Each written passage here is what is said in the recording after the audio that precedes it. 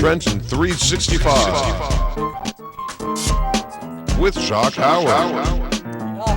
Profiling the businesses, organizations, and people that make Trenton better. Friend, and welcome to another edition of the Trenton 365 show. I'm your host, Jacque Howard. You're listening over WIMG 1300, streaming over the website, WIMG1300.com, Facebook and Twitter, WIMG 1300. The Trenton 365 show has a Facebook page. You can also follow us on Twitter at Trenton 365. And if you'd like to send an email, do so at Trenton365show@gmail.com, and I'll get back to you in 24 to 48 hours. Excuse me. And if you're watching, it's over WPHY Channel 25, serving all of Mercer County, New Jersey through Verizon Fios. In the studio with me is Regina Thompson-Jenkins, who is the Executive Director and founder of the Trey Devon Lane Foundation, and Eric Miller, who is a concert promoter. You may have heard him on the Trenton 365 show before, promoting his concerts such as Joan Osborne and Living Color, which he brought to Trinity United Methodist Church in Ewing Township. Pardon me. But Eric's in the studio tonight, and he is helping to coordinate the Ewing Township edition of the Concert to End Gun Violence, which is going to be taking place on this coming Sunday. So, Regina, ladies first, why don't you give a little background information about yourself and about your foundation, and then we'll swing it over to Eric, and we'll talk about the concert that's coming up. Okay, so I named the foundation after my son, Trey. Trey was killed September 22nd, 2012. So it'll be 4 years coming up this September 22nd. Trey, to me, was a hero when he sacrificed his life to save two girls. So I wanted to honor his legacy. So I partner with people like the Million Mom March or Moms on Demand, and we look for solutions for this gun violence. You know, if we have to take it all the way to the D.C., then we do that. Mm-hmm. So just looking for solutions to this gun violence. And, 21 murders in our city is horrible right now. So every time someone gets killed, it throws me back to my beginning. People don't understand. You live with the pain, you cope with the pain, but it never goes away. So, every time, a young person get killed, it's hard for me. I was just telling my husband, I got to move out of the city.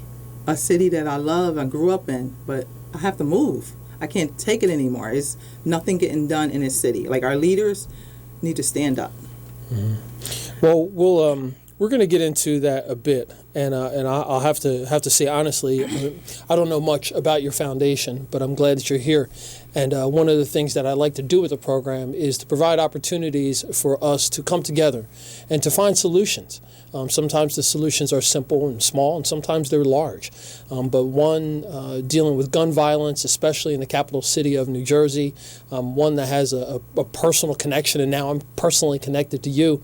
It's something that we have to address. And if we don't do it, then I think that we're missing the opportunities that we have. So we'll get into that a little bit later on, and then you can trust that I'll follow up with you, and then we can see what we can do as far as getting some of the leadership in the city of Trenton and the surrounding communities, as well as the county and therefore the state, to see what we can do about some of the gun violence that's taking place. So thank you for being candid and sharing, and also want to give your husband John a plug, who I met earlier tonight as well. So thank you both. Can you share the contact information for your foundation so the listening and viewing audience can go and hear about the organization, about the foundation, and the work that you're doing? Yes, is www.tdlane.org. The Trey Devon Lane Foundation, Post Office Box 555, 617, Trenton, New Jersey, 08638, or the Trey Devon Lane Foundation at gmail.com. Our organization, we give scholarships every year. This past May, we gave out 3. We're actually having a gala in this coming May 2017 as a fundraiser. My goal is to give one student a $5,000 scholarship and eventually a $10,000 scholarship. So that's my goal. Mm-hmm. My ultimate goal is $10,000 one student. So this year we're going to try to do 5. Mm-hmm. So I'll be raising money for students to send them to college, because Trey was in college when he got killed. So if he can't finish, I'm going to help someone else's child get there. Every time, I send a kid with a scholarship, it's like, Trey's right there with him. So honor his memory. Mm-hmm. Again, kudos to you and your husband for this. I haven't been in that situation, but it's obvious that it's a difficult thing to do. Yeah. And to be willing to pay it forward is tremendous. And so, again, kudos to you, and I'm looking forward to seeing how I can help you out in any way possible. And again, folks, if you want to find out more, the website is tdlane.org, and they're providing scholarships, and in May 2017, looking to have at least one $5,000 scholarship that's going to a college student, and hopefully a $10,000 scholarship as well in the very near future. More information, again, is on the website, T as in Thomas, D as in Delta, Lane, Lane, like the road.org, tdlane.org. So thank you very much for that information, Regina. And now over to you, Eric Miller, old friend, long friend.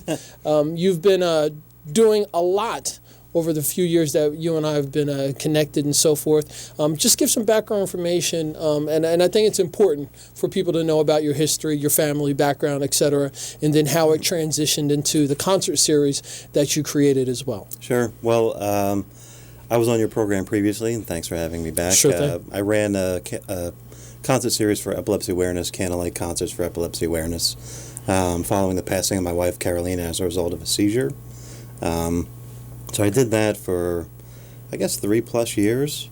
Did it kind of on my own dime. I didn't create a 501c3, right? I was just sort of focusing on teaching people how to respond to seizures, right? Sort of destigmatizing epilepsy. And I was privileged to come on your program, but eventually that was kind of not sustainable, right? So, and it was expensive. So I kind of slowed that down after the last was the All-Star tribute to Marvin Gaye that had Darlene Love. So as you can imagine, that was a bit expensive. So a Facebook friend, and I should say as part of that, I did 50 concerts in 50 states for epilepsy awareness. So once that sort of trickled off, I've become vocal about gun violence, right? Not necessarily an advocate, certainly not to Regina's level. But someone on Facebook sent me a link that this was happening nationally, concerts across America to end gun violence. They were aware that I did the 50 concerts in 50 states for epilepsy and said, hey, are you part of this? To which I essentially said, well, I am now, right? So immediately started planning an event, booking some talent, and this time around all volunteer. So everyone that's coming is coming to play because they're passionate about the cause. All the speakers that are coming, have a personal connection to the cause. So we have 2 stages. We have Artworks Trenton doing an art exhibition. We have an organization called Pop-Up Anthology doing kind of a mini film festival, including a film called 91%. Which is a brand new documentary about guns in America.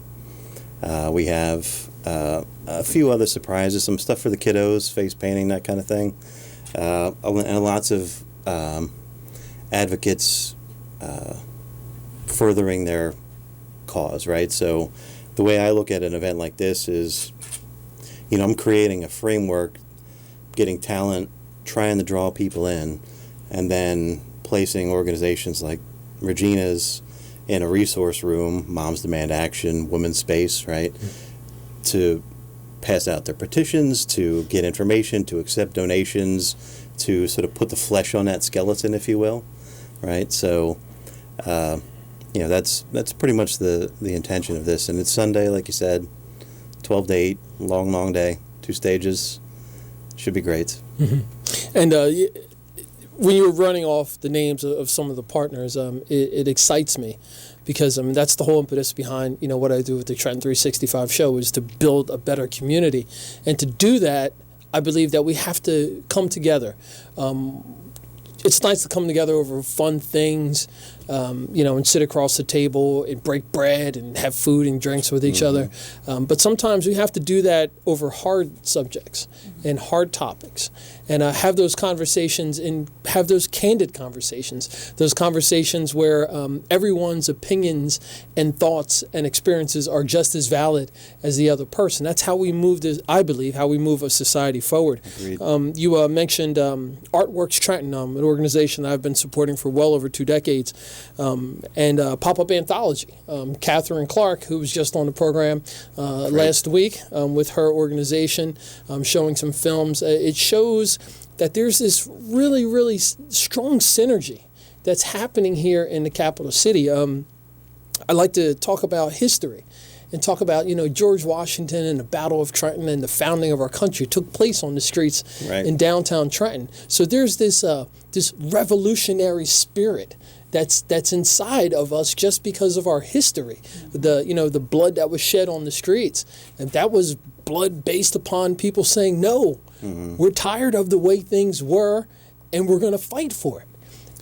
And I think that that's similar to what's happening now with events like this one. Totally agreed. And I think that's one of the super powerful things about this is, and I experienced it in the epilepsy community as well, there's a bit of discontinuity, if that's a word, right?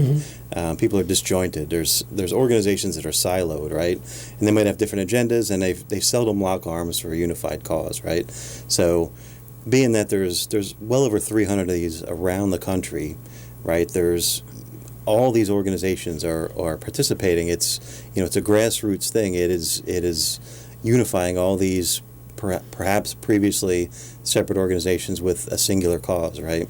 And I think one of the biggest enemies in gun violence, as I see it, is complacency, right? So you see, unless you're personally affected by it, you see the horrific tentpole instances of Aurora or the Pulse in Orlando or Columbine or whatever, right? And then people get outraged and they sort of lull back into their complacency, right? Until the next one happens, and what are you going to do, right? So I think, the significance of this event is, it's actually a choir of those voices around the country, right? And hopefully it's catching a wave of momentum that, hasn't really happened like this across the country in a unified way previously. So, I think it's a huge deal, and there are way bigger events than this one in Ewing. Of course, the one in Ewing is the coolest one, but they're happening from coast to coast. All styles of music, all ethnicities, all age groups. Right, this is one of those things that affects everybody. Right, we're in Trenton, and obviously it's a significant problem here, but there's events in Texas, there's events in California. It's no one's immune to this issue of gun violence. So, for it to have this much scope as a reaction to the pure scope of the issue is fresh and it's exciting, and hopefully it's momentum that will carry through to some positive changes. Now, this next question is for the both of you. How did the two of you connect to partner up for this event that's coming up? This concert to end gun violence taking place in Ewing Township at Trinity United Methodist Church. Oh, wow. Do you want me to? Yeah, I met him at Pastor Broach's church, Mark Broach at Trenton Deliverance Center. We were having a forum with Bonnie Watson Coleman about solutions to gun violence, and I walked over to him and be like, I want to be a part of whatever you're trying to do. Yeah, and that's how we connected. Yeah, there were a lot of stories that day, and I'm fortunate that I haven't been personally touched by this issue, right? So in a meeting like that, I mean, it's powerful, right? So, these are the survivors. These are the people that need to carry that banner forward, right? Like I said, I can set up a skeleton, but these are the real heroes of the cause. You had mentioned something about this unification that's taking place like nationally, and I am often shocked by how quickly we, and I'm including myself in this too, how we can remove ourselves from certain situations. And sometimes those situations are horrific. And the human spirit or whatever it is, you just kind of like, okay, I've accepted it. Now I have to move on. And then we fall right back into everyday life and so on and so forth. But it's important for us to have those issues and those things to be there in front of us all the time, because if not, it just perpetuates. And eventually, there's that saying about, and I'm paraphrasing, about during the Holocaust, about how, First they came for this group and I said nothing. Right. Then they came for this group and I said nothing. Then they came for me. Right. And at what point are we going to stand up just as citizens and human beings and say, hey, enough is enough. And I understand. I mean, I learned how to shoot a gun at a very young age. My father was in law enforcement. I mean, guns were in the house. I hunted. It was okay. I grew up with that as well. But that doesn't mean that I should be so interested in that I forget about all the other things that guns are doing and causing in our culture. And I want to swing this back over without turning this into like a whole political rant. I've seen on your Facebook page, and you handle it well. You get a lot of people who are coming at you, turning this into a political thing about, the government coming and stealing not stealing, but taking your guns away and these rights and privileges that you have. Just can you speak to that just a little bit, please?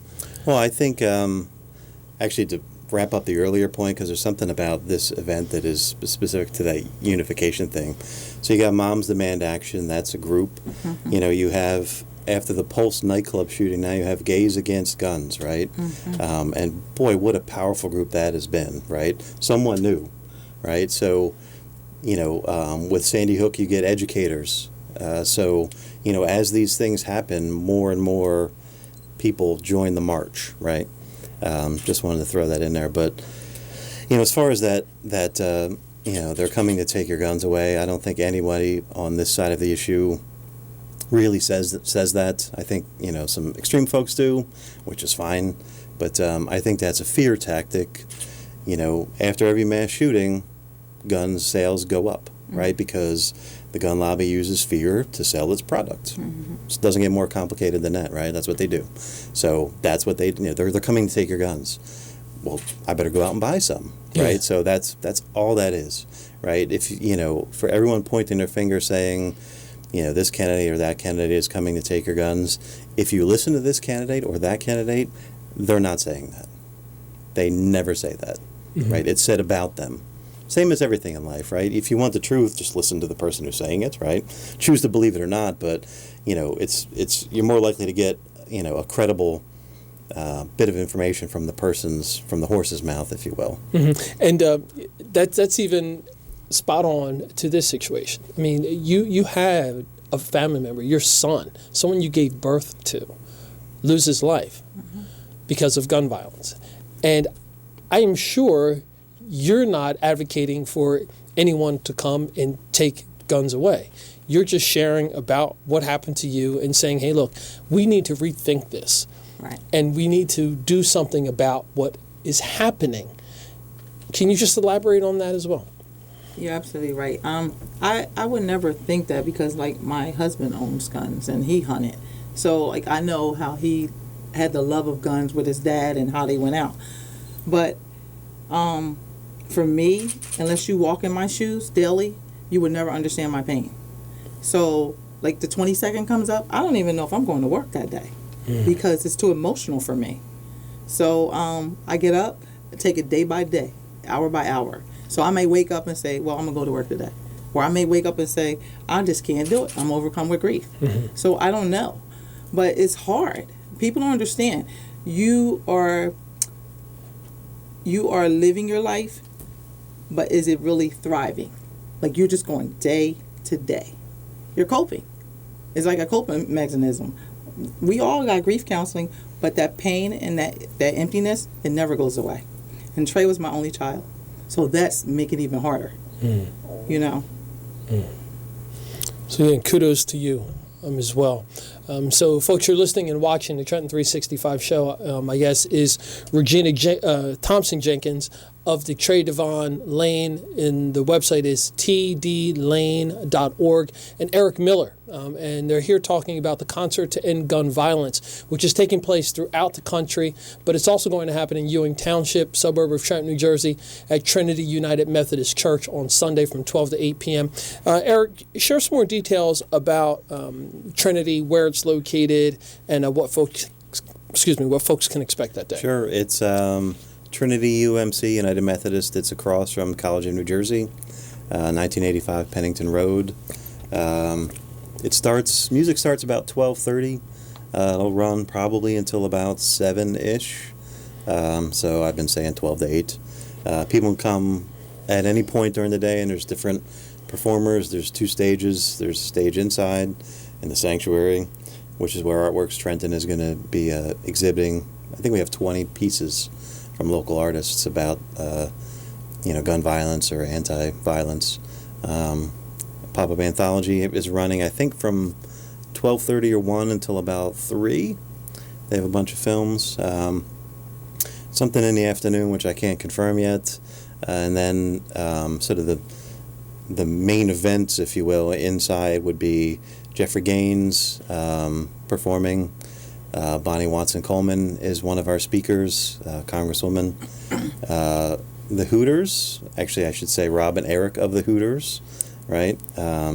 Who wrote Joan Osborne's One of Us, to call back to your reference.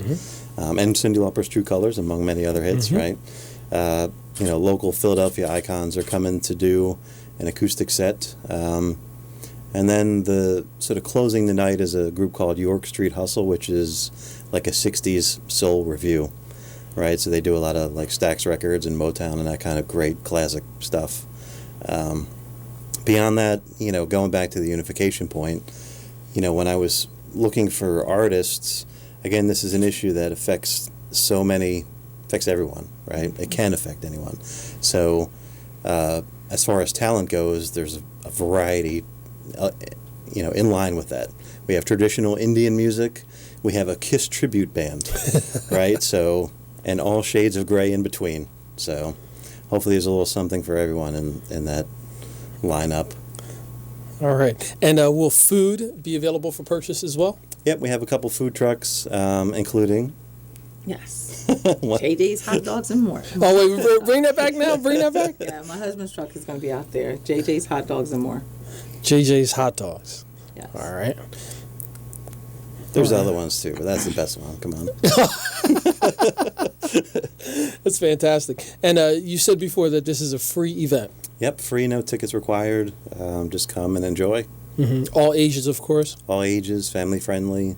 Yeah. And parking? Parking, we have a parking lot at the church, so come in, go to the left, and good luck. Well, and folks, if we get thousands of people, then there'll be some parking on the street, but. Yeah, and I'm pretty sure that you'll have that. There's some street parking, and I'm sure the College of New Jersey, right across the street, will probably have some space available as well. And I would also suggest that you reach out to Pastor Richard Gay or Pastor Gilmore over at Central Baptist Church, right across the street. They have got a large parking lot as well. I'm sure they would be interested in partnering in some capacity as well. Yeah, great. Awesome. So, this concert, is happening all over the country, and of course it's going to bring some awareness, and people are going to get excited about it. And like you'd mentioned before, you'll have that big rush of people who are excited about it, and then just naturally we kind of lull ourselves back into our everyday routine. Is there a theme that the organization as a whole is expecting from these concerts? Well, in terms of like a sort of a manifested outcome, I think, the day that it is, September 25th, is actually a congressional day to honor those lost to gun violence. So the day has specific significance. That's not to say it's a somber event, obviously, as we described, but, and then coincidentally, the very next day is the first presidential debate. So, a lot of things that this grassroots choir of voices is pushing for, get questions about gun violence into debates, right? Pushing for sort of the standard things that are considered common sense gun reforms, right? Universal background checks, things like that. The one closing gun show loopholes, right? The one that drives me absolutely insane is what's been called the Charleston loophole, which is, the murderer that shot up the church in Charleston, South Carolina, applied for his gun, and whatever the period was, the waiting period, lapsed, and then by default he gets the gun, right? In his case, he would have not gotten the gun. If it had gone through fruition, background check, he would have been denied, right? But the law is such that, at a fixed period of time, you get it anyway by default, right? So he got it, and we know the horrific results, right? So to me, that is absolutely insane. So closing loopholes like that, the gun show loophole, the estimate is, I think 40% of guns are sold at gun shows without a background check, which is, a high number. And, you talk about people that might say they're coming to take your guns away, they'll deny that the loophole even exists, right? So, I think those are the kinds of things that, this group and a lot of the organizations supporting this effort, that's what they're pushing for. Moms Demand Action, Every Town, Brady Campaign, all those things. Those are the sort of wins that they're looking for. And those things are universal, like the favorability rating of those issues, it's not a partisan issue. It's like 90% of people want universal background checks, right? But when it comes to Congress, their votes are swayed by, fear of the gun lobby or donations or whatever. So those are the changes I think we're looking for. Now, I think it's important for us to be honest and consider the other side, because there's always two sides to everything, or more, two or more sides. And I'm just trying to think and, I guess, play devil's advocate and say, okay, I do everything that I'm supposed to do. I have guns, they're kept safe, I've been trained, my family's been trained. Why is this an issue for me? Why should I care about it? I'll give you a good answer for that. I think is, if you've jumped through those hurdles, you've done it the right way, don't you want everyone else to do it the right way? Pretty much that simple, right? So if you went through a background check, why don't you want everyone else to go through a background check? You had to do it. Seems unfair to you if no one else, if this guy doesn't have to do it, right? So. Now, if I'm a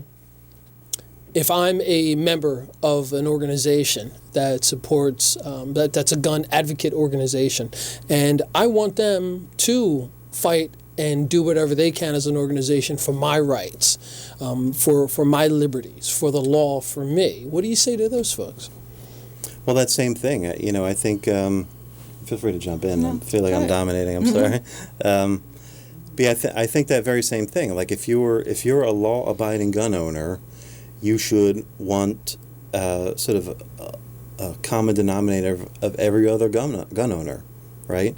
You should want less guns on the street. You should want more guns sold with background checks. You should want safer gun storage regulations, right? You should want more accountability for the guy who was irresponsible, right? Because that makes the responsible gun owners look bad, right? So I don't understand why there is that division, right? If that's something, if you're passionate about your guns, help out, right? You have the power to right these wrongs. That's great. And I'm going to introduce this question. And then when we come back after the break, I really want to elaborate on it a bit more.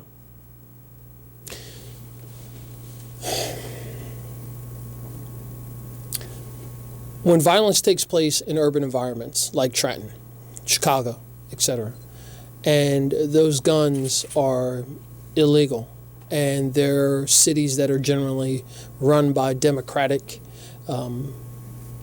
politicians and leaders, and the crime rates are so high. Why is it happening in those communities? And why are those people the ones who were causing the problems? Not me in my rural area, because I hunt and I do the right thing. Sure. Are we taking a break? I want you to answer. Just you want to touch on it, and then we'll come back into it after the break as well. Well, I don't have the statistics at the ready, but I think that's probably a bit of a mischaracterization. I think a lot of gun violence, the day-to-day that you don't see reported, is domestic violence, right? And I don't think that's, segregated to inner-city communities, right? I think that's a national issue, right? And so I don't necessarily agree with the premise, but having said that, I think those cities they might have strict gun laws, but it's a multifaceted issue, right? Guns can easily be transported from one state to another, right? In fact, if you live in a more prohibitive area, chances are, if you're a businessman, that's where I'm going to want to sell that prohibited product, right? So they're going to go to the next state and get what they can get and sell it to where it's more restricted. Fantastic. Makes sense. Great. We're up on a short break. I'm Jacque Howard. You're listening to the Trenton 365 show. We'll be back after a short break.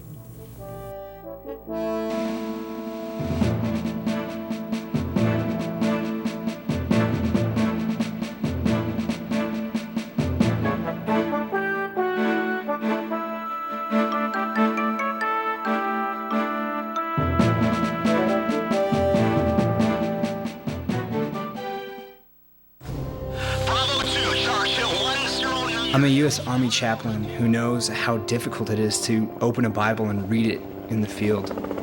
But the military Bible stick makes it easy to listen to the Word of God everywhere, even when I'm serving on deployments. Military Bible Stick. What is it? The audio Word of God in a digital device, small enough to be used anywhere and tough enough for even the battlefield. See for yourself. Visit militarybiblestick.com. One brave warrior recently told us, "When I'm unable to read my Bible in the field, I can use the Bible stick to get my fill of God's Word. It lifts me up in hard times." Hard times. Our men and women in uniform know a lot about hard times. They face difficulty, loneliness, and danger day after day. Strengthen, encourage, and carry them through with the gift of God's Word. Learn more at militarybiblestick.com. Are you at least 62 years old like me? Could you use an extra $50,000, $100,000 or more to live a better life? Then please consider the benefits a reverse mortgage can provide to you. With a reverse mortgage, you can have your mortgage payments stopped altogether and get equity out of your home to live on. And you can use the money to help you live a better life. How nice would that be, not to have a mortgage payment? Qualifying for a reverse mortgage is simple, since there are no income, asset, employment, or credit requirements. However, you must be 62 years or older, own your home outright, or have a very low balance on the mortgage, and be prepared to live in it throughout the rest of the loan. Call now for more information. 800-831-1560, 800-831-1560, 800